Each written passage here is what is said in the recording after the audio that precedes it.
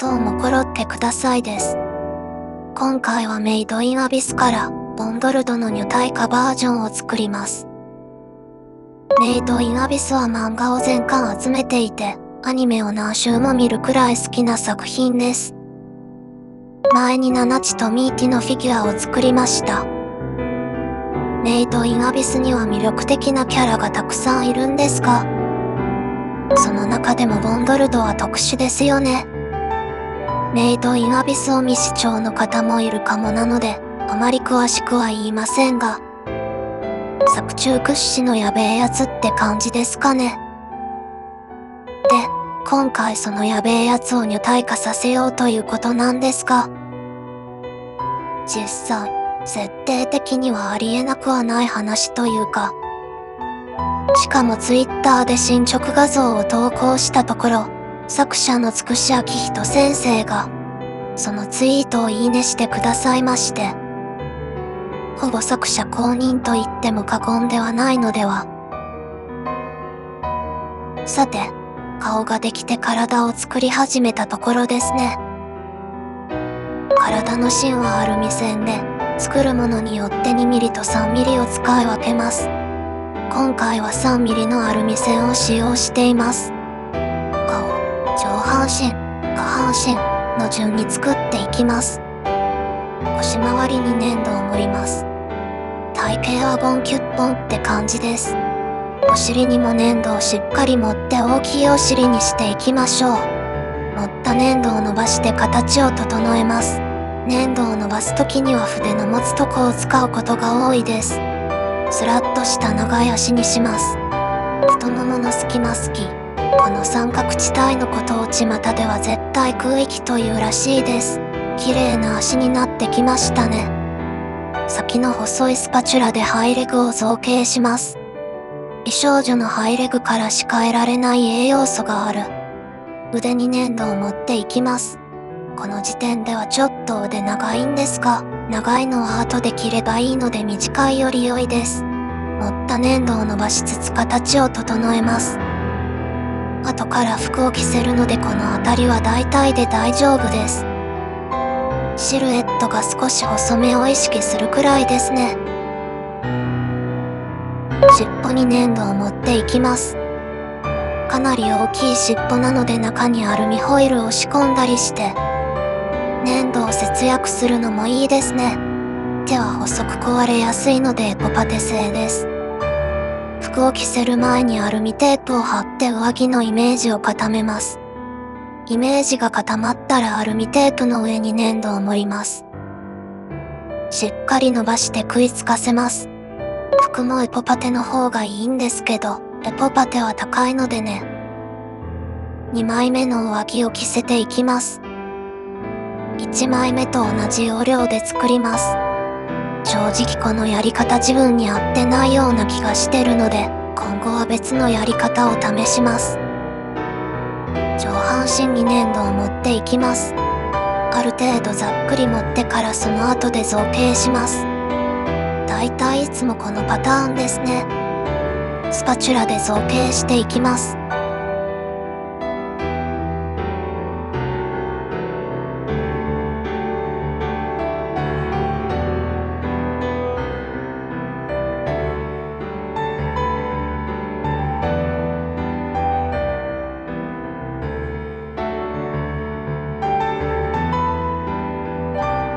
超音波カッターで上着の周りをカットします。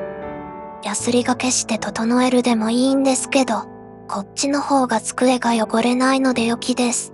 超音波カッターはお高いですがとても良い買い物でした。これがあれば防げた怪我が数えきれないほどあるので、上着の続きを作っていきます。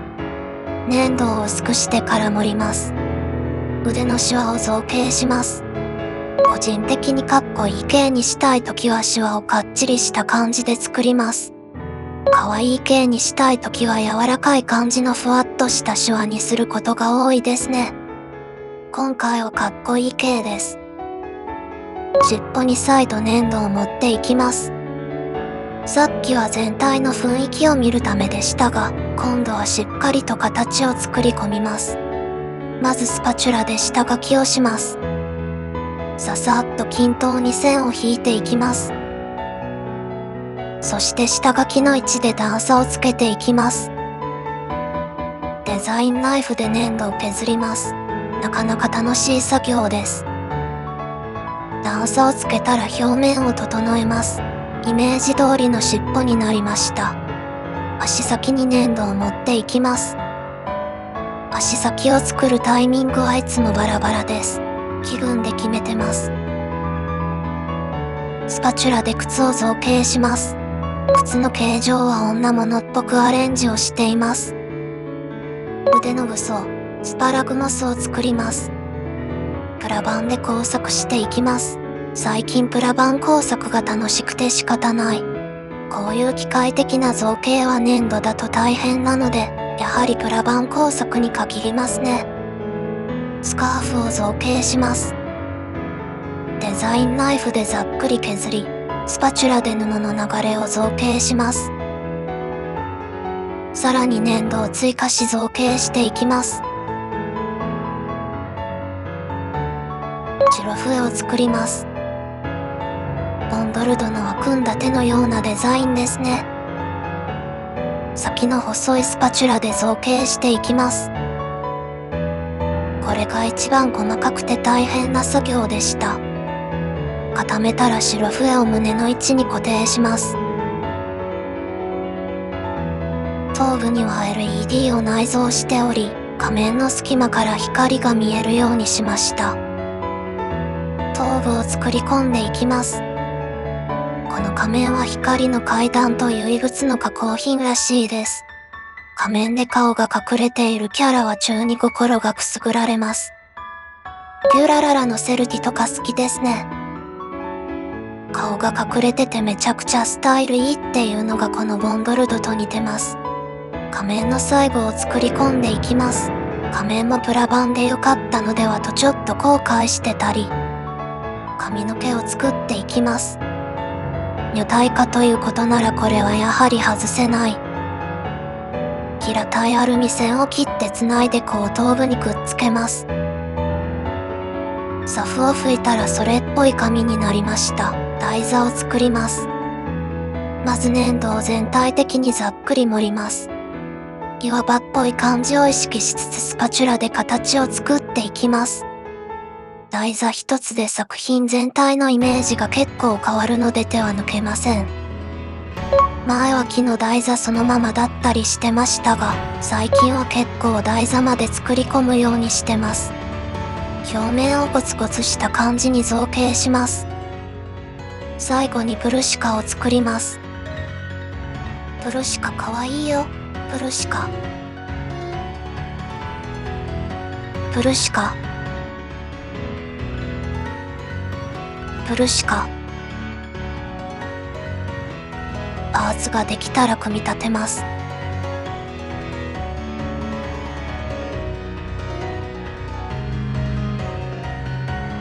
原型の完成です。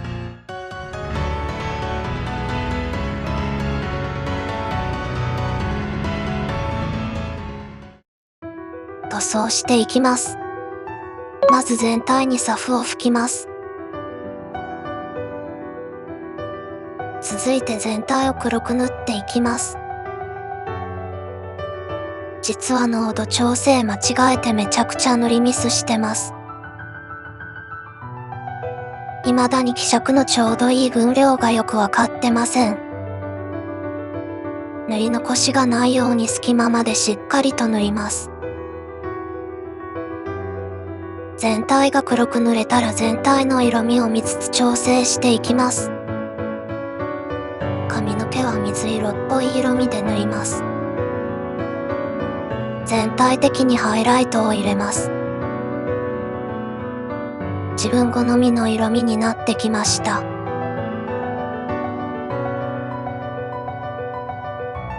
プルシカを塗ります。プルシカ。プルシカ。